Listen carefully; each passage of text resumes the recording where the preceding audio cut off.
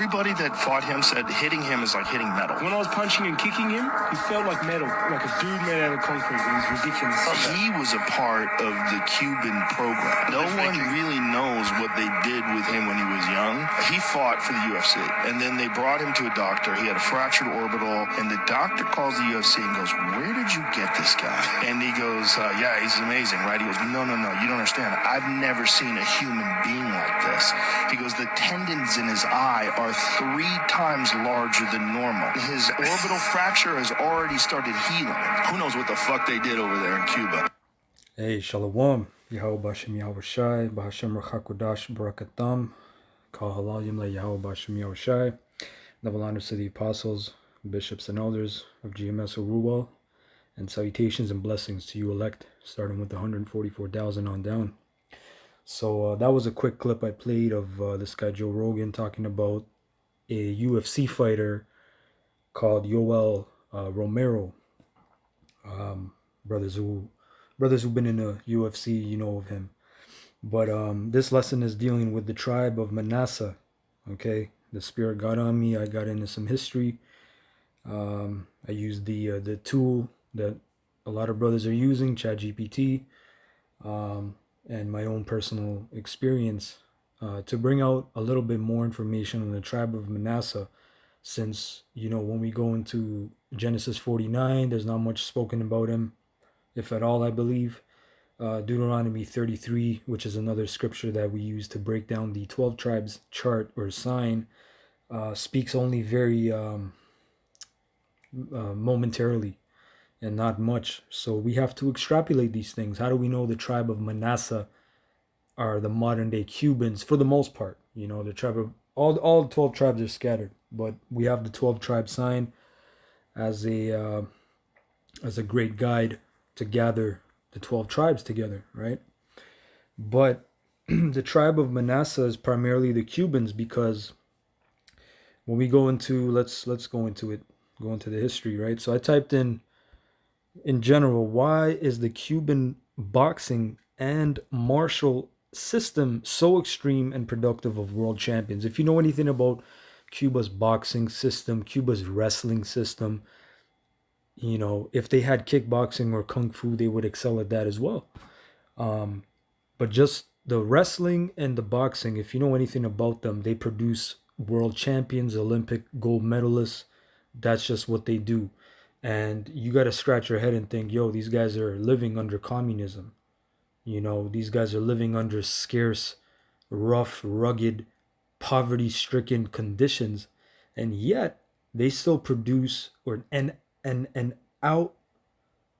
outperform first world countries with all the science and laboratory and all these equipments and these world elite coaches and all these different protocols, and with everything that they're going through, they still produce. So this is ChatGPT's answer. Cuba's boxing system is legendary, and for good reason. Despite being a small, economically limited country, it produces an astonishing number of world-class fighters and Olympic champions. This is no accident. Cuba's approach is extremely refined, disciplined, and strategic. Here's why it's so effective. Number 1, state-supported martial development. In Cuba, boxing is not a hobby, it's a national institution. Talented kids are scouted young and enter a government-funded, structured development system. They receive housing, food, education, and coaching, all geared toward producing elite-level fighters. This removes distractions like chasing money, fame, or even personal glory. It's about national pride and mastery. Deep martial philosophy and discipline. Cuban boxing fuses martial discipline with technical brilliance, and that's you can look up video footage or small little documentaries and clips of just a regular boxing class in Cuba. It's all about rhythm first. They all develop rhythm, right? They'll play some music, right, and they'll get them to dancing and really pick up their feet, so they can move with the music, and then after they get the rhythm down, they can move good and have their footwork down. Then they add the punches, right? It says footwork before punching, rhythm, control, and timing, mastery of angles, evasiveness, and counter striking. Cuba has its own boxing style, just like they have the Mexican boxing style, which is like sluggard, hands up, tight knit, and just go all out. They have the American style, which is mainly judo. Okay, they have the Soviet or Russian style of boxing. It's all different styles, right? As they say, styles make fights. You have a Cuban boxing style, which I'm not going to say is the best style. It's a very different style. Some people don't like it. It's very effective, but I'm not even talking about the boxing style. I'm really just talking about what they do with those Jakes over there and why they do it with them. Because really, through the spirit, they have to know, that these are different people, man. These are I've been to Cuba like 3 times. I love that place. These people are, Jake over there is very, very humble, very cool, very rhythmic, but at the same time, man, don't get on their bad side. They're very, fierce, man. Okay, but they're very cool people, man. You know, focus on mastery, not commercialization. Cuban boxers don't turn pro under normal conditions due to political restrictions. You see, that's another problem. you know. And then if you got Jake's Manassites who are born in America, or let's say they came over to America when they were young and they start training in America, guess what? Even though they have all that talent and they can rise through everything, it's a different system that they're taught. You know, it's a complete different thing. You just seen that guy Yoel Romero. The doctor said, "I never seen anyone's tendons like that. This guy's tendons are 3 times the size of a normal person." And he grew up in that real rugged Cuban system, that wrestling, you know. And I believe he's a gold or two-time gold medalist. I gotta look it up, but he was in the Olympics and then he went to the UFC pretty much, you know. Um, this leads to a culture of perfection over profit. They train for skill, precision, and dominance, not entertainment or hype. And that's why really too the Russians, they love the Cubans. They had a whole system with them, you know, that whole Cuban Missile Crisis incident. But they had a whole agreement with them. A lot of Cubans went to Russia for school, for the boxing system. You know what I mean? For various things, and vice versa. Some Russians went to Cuba for different programs for the obviously the nuclear and not the nuclear but the for the military purposes, mainly healthcare as well, things like that. But there was an agreement. The Russians really like fuck with the Cubans, man, because the boxing system is similar, and they must have really appreciated the mastery of the Cubans, the Cuban boxing system, so they really fuck with them heavy, man. um Fighters like Teofilo Stevenson or Felix Savon were offered millions to turn pro and refused, saying they fight for Cuba, not cash. Jeez. That's the thing too. You don't hear about it because, like, as it said earlier, there's political restrictions, and these guys are really brainwashed. To be honest, if I'm getting millions to leave Castro and his fucking funky ass, that's it's a sad situation those brothers and sisters are going through in Cuba, because those people are really oppressed, bro.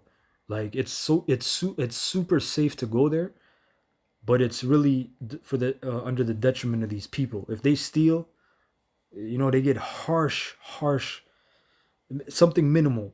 I'm not talking about a bank robbery, something minimal. They get treated, punished very harshly. Okay, and they're very poverty stricken. Okay, so those people are going through hell. They're literally living under communism on a tropical island in 2025. You got to think about that. That's fucking hell, man. Incredible coaching science. Cuban coaches are among the best educated in the world in terms of sports science and pedagogy. Which pedagogy goes into the training up of youth. Peda means a youth. That's where you get the word not puberty. Forget the word, but pretty much, yeah. Going into the training up of youth. That's another name for a teacher, pretty much. Training includes biomechanics, energy system development, nutrition, and recovery. Drills are repetitive, structured, and personalized. Now, it says Cubans live under pressure, hardship, and scarcity. That breeds resilience. Boxing becomes a way out, but also a rite of passage. Many young Cubans train with fire in their hearts, shaped by survival and national duty. Okay, and I'm not going to read the rest here. Let's go into some history now. Now, when we go into the history, let me start off with this first. Actually, what is that? First Chronicle 5, I believe. Okay, so here's again. This is where we get some clues now, different nuances. How can we identify the tribe of Manasseh? First, or what's one of the ways? First Chronicle 5:18. The sons of Reuben and the Gadites and half the tribe of Manasseh of valiant men, men able to bear buckler and sword and to shoot with bow and skillful in war, were 40,703 score that went out to the war. Now this is a thing that you may hear brothers say sometimes about the three war tribes of Israel, so to speak. All the tribes of Israel, they're warriors. We know this. All Jakes, Issacharites, Judah, obviously Judah, Benjamin, Asher, all the tribes. But here's where we're gonna go into some history. I kind of gave you the I painted the picture of generally what Cuba is modern day. Now let's tie it to the history. Let's go into some history about it. Now let me look up this word valiant in the Hebrew, hayal, which means strength, might, efficiency, wealth, army, ability, force, army. Okay, in the root, right? Hawal, which means to twist, whirl, dance, fear, tremble, travail, be in anguish. Hey, to dance, brother, the rhythm. Listen, man. Hold on. Hey. There's a video, quick video.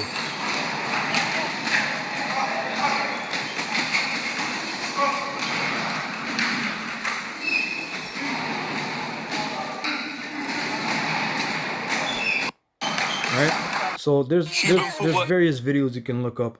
Just type in Cuban boxing rhythm. You'll see what I'm talking about. I just wanted to see like a class, but I can't find a quick video. Want to know what boxing style to master? Well, here's some inspiration. This is the Cuban style of boxing. Cuban boxing is slick and evasive. They combine amazing speed with masterful rhythm. They're technical, intelligent, and highly conditioned boxers. Plus, their footwork allows them to move around the ring with ease, and even counterpunch from angles you won't ever expect. It's all about winning with skill, precision, and making your opponent look like a beginner in the ring. If you want to master this style, you need to learn everything about footwork and positioning. Check out my profile for more. Right? You kind of understand what I'm talking about. And look, to dance, brother, to twist, to whirl, to dance. So they dance around you and whoop your ass. That's interesting. Right, skillful war. So this is where we get that understanding of the three tribes. Now there was history behind this. Why? Now spiritually, that's how the Lord made it. Gad means troop. Reuben is the firstborn, unstable as waters. See, it's a son. He was the firstborn son. That's strength right there. But Manasseh as well. We're gonna come back to this. Lord's will. Don't forget that. Okay, now let's go into some history. Right, so this is why they're called the half tribe. Now let me actually slack it before that. Let me show you a picture of the ancient map of Israel. As you see, the majority of Israelites dwelt to the, what is this? Not west or north? To the west, right? Because the east, right? To the east side of Manasseh. On the other side of, as you see, the River Jordan, we have the River Jordan that separates. That's the line, right? You have Asher, Naphtali, Zebulun, Issachar, Judah, all the other tribes, right? Ephraim. The three tribes to the east of the Jordan River is, as you see, Manasseh, Gad, and Reuben. Now, as you see, Manasseh is split east and west. There's one side, one half that has the west, one half that has the east. Hence, that's why it says, and the half tribe of Manasseh, right? In verse 18. That's why that says that, right? Because I used to, when I came in the truth, I'm like, why does it say the half tribe of Manasseh? That's why it says that. Now, these three tribes, when you look at them, look, there's Moab, Ammon, Edom to the south, Arameans, which is Syrians, Arameans, other heathen, right? Ishmael, somewhere around there to more of the east. You can think of these guys as the guardians. That's why, first of all, they were given this plot of land because the Lord instilled that spirit into these three tribes, Reuben, Gad, and really all Manasseh, you can say. But the other tribe, not the other tribe, the west side of Manasseh, they were chilling. They were living a comfortable life. when you think about it, right? Now we're going to go into the history. I'm going to go into why they were, as in a sense, chilling, and they had it a little bit easier.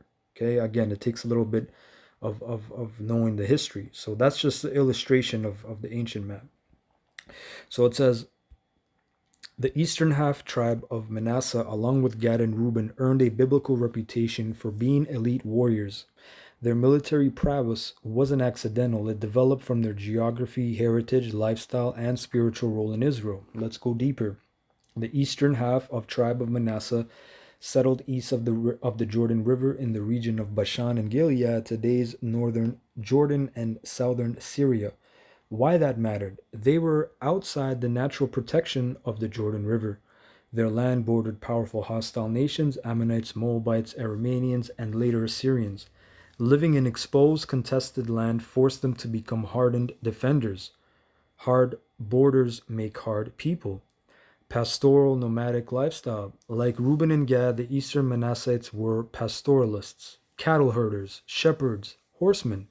This lifestyle demands constant mobility, endurance, and self-defense. Brother, listen, even being a shepherd, tending to sheep or goats. Right, I was watching a documentary a while back. This guy, he was probably in his 60s or 70s. I think it was a documentary about various diets in the world, and this was I want to say the Mediterranean diet, but I believe it was on the island of Malta, if I'm not mistaken. It was some island around Italy, okay, Greece, around that area. Forget what that sea there is called. But he said, look, he said, I got to wake up every morning and I got to take these sheep out, and we walk for miles. And guess what? The terrain, it's not just a flat road. There's ups, downs, valleys, hills, sometimes mountains, steep land, and they're going everywhere. You got to follow them. One goes off, two goes off. You got to go chase them and then come, bring them back to the fold. He's like, this is what keeps me healthy. And this is a man that was in the Western world, he'd be known as a senior. He's walking for miles, and we know about walking. Walking is very healthy. That could be a workout. Okay, if you're walking for 2, 3, 4 hours, especially hiking, really, which nowadays that's an activity. Hey, let's go hiking. Guess what? People woke up and they just hiked every fucking day because they had to. That was their work. Okay, but that produced endurance. So you can understand that's a different mindset right there. Okay, we went into that First Chronicle 5. They were also deeply loyal to each other and operated as tribal units, much like ancient steppe warriors. So hold on one sec. It said, this lifestyle demands constant mobility, endurance, and self-defense, sharpens survival instincts from a young age, encourages skills with bows, spears, slings, and mounted combat. You have to think, you have all kinds of hostile animals in those regions. You know what I mean? Brother, you don't just have coyotes there. You have tigers, lions, bears, all kinds of creatures attacked your sheep. You had to fight. Right? Ancestral blessing and prophecy. Now, the name Manasseh means what? It means made to forget, because Joseph said, look, I was made to forget all my sorrows I had in Egypt, pretty much. Right? But if you want to be spiritual as well, it's not just that made to forget. If Manasseh, which we not if, but we know that Manasseh is a warrior, you can be made to forget your sorrows, and that can make you even stronger. That can be a small extrapolation, like a stoic. He reacts and he feels things, but you don't react like the normal person and bug out and let that overcome you, whatever trauma or whatever you're going through. So that's a strong, resilient mind. You just forget your sorrows and all the hell you've been through. You just keep pushing forward. You go tunnel vision. Okay. Jacob, let's get this. Jacob prophesied Joseph would be a fruitful bow by a well, whose branches run over the wall. His bow remains strong by the hands of the mighty one of Jacob. Let me actually get that. Genesis, what is that? 49:22. Let's actually get that. There's a point there. I believe in the NLT. Verse 23. Now this is dealing with Joseph, right? Which is also spiritually, it's dealing with Manasseh as well, but it's dealing with Ephraim mainly. But obviously, the two sons of Joseph, right? Joseph didn't become a tribe. the tribes really broke or split into his two sons, which Manasseh was the firstborn, but the spirit again, just like Jacob and Esau, the blessings, okay, it went to Ephraim because that was the spirit. But it says, I'll read in the KJV, the archers have sorely grieved him and shot at him and hated him, but his bow abode in strength, and the arms of his hands were made strong by the hands of the mighty power of Jacob. From thence is the shepherd, the stone of Israel. In the NLT it says, but his bow remained taut, and his arms were strengthened by the hands of the mighty one of Jacob, by the shepherd, the rock of Israel. 25, may the Most High, and that's going into, again, the archers have sorely grieved him, going into, the conquistadors and the hell that they caught. Okay. But also you can, again, going into enemies and them being resilient, pretty much. May the power of your Father help you. May the Almighty bless you with the blessings of the heavens above, and blessings of the watery depths below, and blessings of the breast and womb. May the blessings of your Father surpass the blessings of the ancient mountains, reaching to the heights of the eternal hills. May these blessings rest on the head of Joseph, who is a prince among his brothers. Okay, so let's go back. And actually, yeah, I want to look up that word as well, bow. Yes, a fruitful bow. Now going into his fruitfulness, what is Aparium? He's fruitful. Let me see. Yeah, fruit, bow, Slakia. All right. So historical victories and warrior culture. So they won major wars against the Hagrites and other desert peoples, captured vast lands, thousands of livestock, and became powerful regional players. Their warfare was both physical and spiritual. They sought the Most High in battle, which gave them an edge. Now let's go back to First Chronicle, right? I said I wanted to go back there just to show you. Look, they were fighting off all kinds of heathen, man. They were like the border protection, Verse 19, after we read, right, the half-tribe Manasseh, Reuben, and Gad, they were skilled. Oh, in the NLT, Salakia, there were 44,760 capable warriors in the armies of Reuben, Gad, and the half-tribe of Manasseh. They were all skilled in combat and armed with shields, swords, and bows.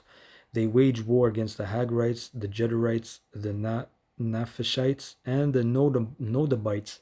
They cried out to the Most High during the battle, and he answered their prayer because they trusted in him. So the Hagrites and all their allies were defeated. The plunder taken from the Hagrites included 50,000 camels, 250,000 sheep and goats, 2,000 donkeys, and 100,000 captives. Many of the Hagrites were killed in the battle because the Most High was fighting against them. The people of Reuben, Gad, and Manasseh lived in their land until they were taken into exile. Okay. So let's go here. So I typed in more history, pretty much. And I'll read some outline. According to both scripture and historical accounts, Machir, son of Manasseh, led the conquest of Bashan, defeating King Og of Bashan, a giant ruler, and his forces, the Hamites, right? Eastern Manasseh inherited Bashan and Gilead, demonstrating their ability to conquer fortified mountain kingdoms, which is fucking crazy. Because, first of all, what is that guy? Sun Tzu, Art of War. He said always have the high advantage, always be on the hilltop. To overcome a mountainous fortified castle or fortress, whatever you want to call it. First of all, you're climbing up a mountain, okay? There's not many ways. There's probably one way just to get there. You know what I mean? That's a crazy feat of war. That's crazy, bro. All right, we're not even talking about a flatland castle, that you can attack from four sides or front and back. Madness. And these are fucking Hamites.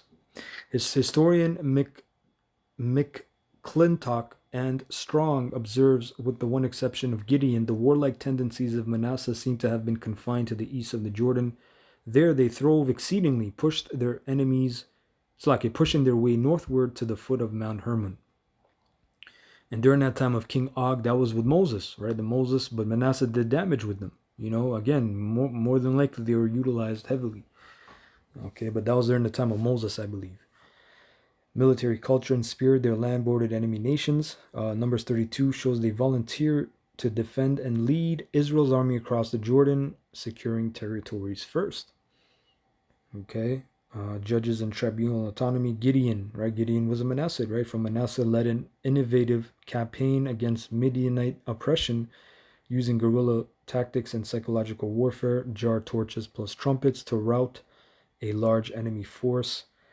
Jephthah, a Gileadite warrior judge from Manasseh, famously fought Ammon and even clashed with Ephraim, enforcing tribal boundaries with deadly efficiency. We're going to get into that as well, because that dude, yeah, he was crazy, Jephthah.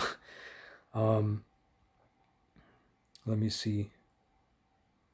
All right, so that's just information. Now, I typed in more info on Mahir, right? Now we can get into this. Mahir, right, or Mahyar, right? Which means to sell or to trade, right? Implied meaning seller, merchant, or even one who brings gain. At first glance, the name Mahir seems economic, not martial, but here's how it takes on deeper significance. He was Joseph's grandson. Joseph was a master of economic strategy and survival in Egypt. Mahir inherited not just Joseph's blood, but his strategic, calculating nature. This translated from commerce to conquest. Pretty much like you have a merchant, deals with money, but you also have a warlord. He can be a merchant that deals with money, but war as well. He gets his gain through war. You got to be calculated as hell for that too, right? The name may suggest someone who delivers, secures, or acquires territory, fitting for someone whose clan gained and held strategic borderlands in Bashan. Okay, now the clan down here of Mahir was the first to secure land east of the Jordan. They acquired territory through force, not trade, but the name still fits. They were providers of space, safety, and wealth for their people. Now, as it says here, Joshua, let's get that 17 and 1. I'm jumping around, so bear with me, but we're getting to the root of it.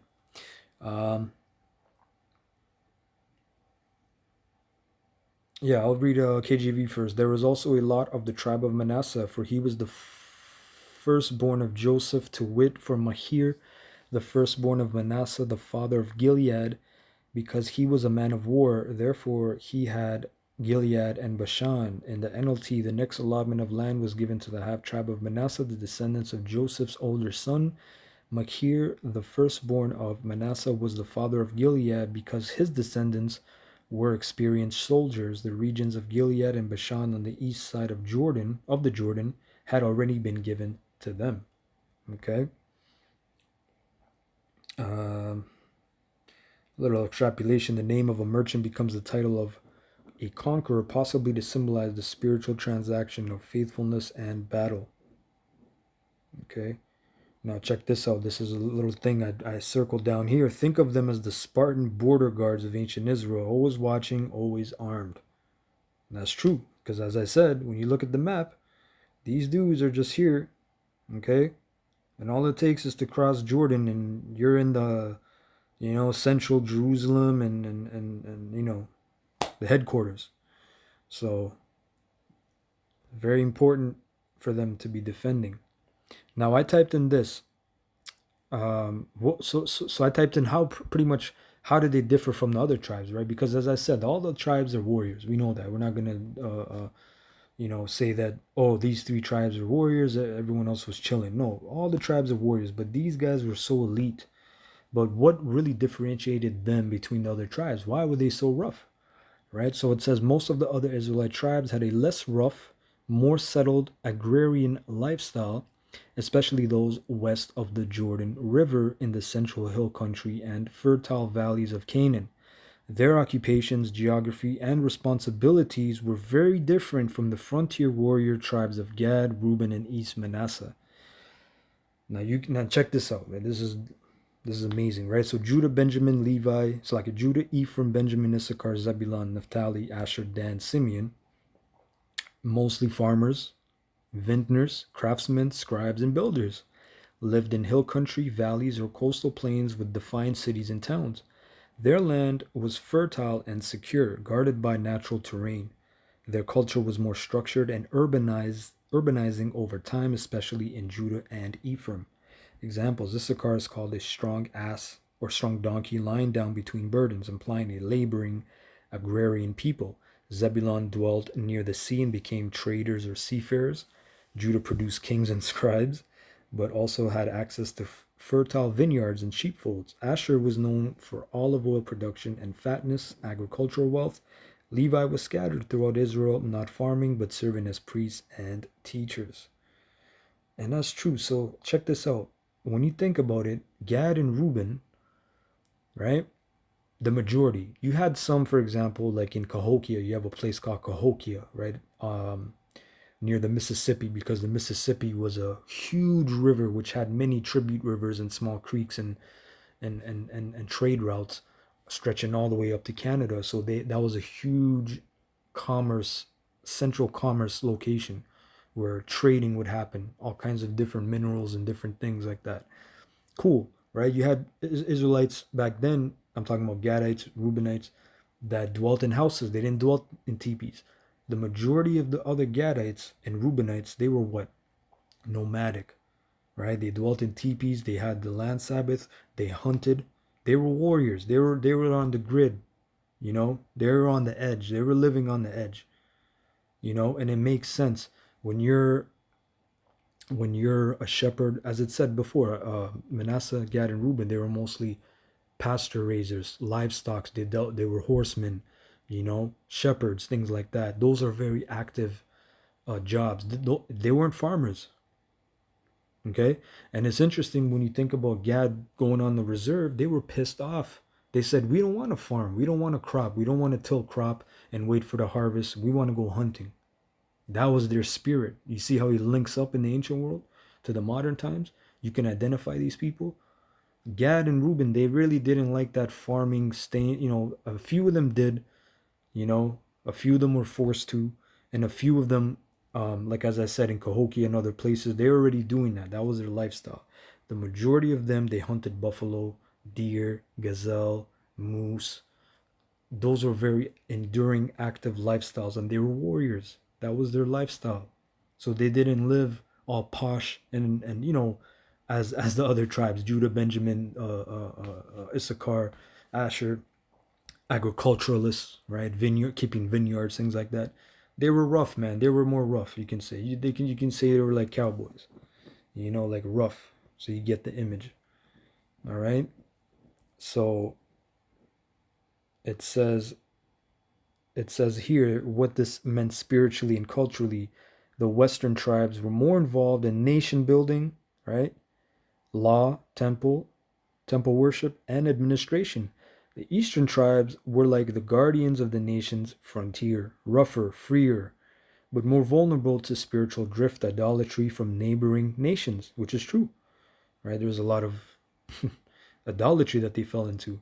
In Judges and Kings, the Eastern tribes are the first to fall to enemy conquest and exile. Their distance made them strong, but also spiritually isolated.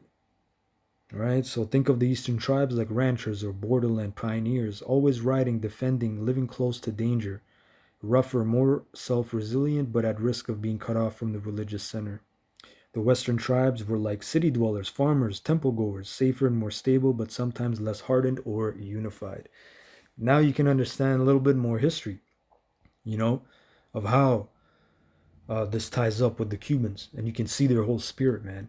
You know, I had when I first started training martial arts, I had a Sifu, a teacher from Cuba. He actually came from Cuba, and he came up under my teacher who I was learning from. You know, he kind of realized my teacher had more, I don't know, whatever martial ability, so he came under him. But yo, man, when I'm there and I'm training with this guy, the Cuban, you know, Manasseh, I can just get that sense of he's fierce, man. He's aggressive. He's very strong.